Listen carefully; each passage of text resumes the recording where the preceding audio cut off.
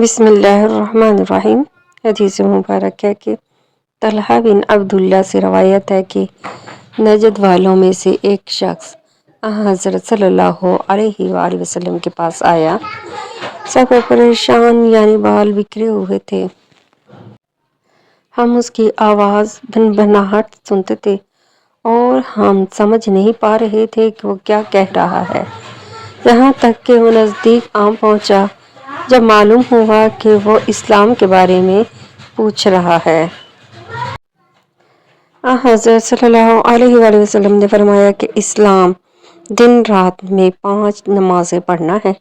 اس نے کہا، بس اس کے سوا تو اور کوئی نماز مجھ پر نہیں؟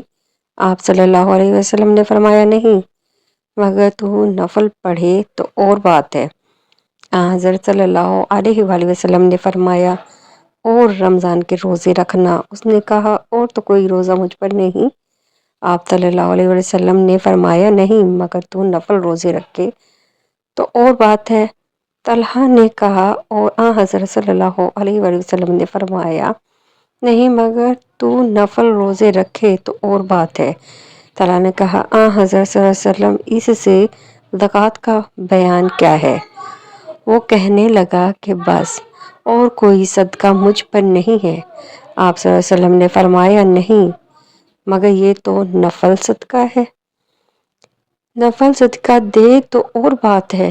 راوی نے کہا، پھر وہ شخص پیٹھ موڑ کر چلا، یوں کہتا جاتا تھا، قسم خدا کی میں نے اس سے بڑھاؤں گا نہ گھٹاؤں گا۔ حضرت صلی اللہ علیہ وسلم نے فرمایا، اگر یہ سچ ہے تو اپنی مراد پہنچ گیا۔ حدیث صحیح بخاری 46۔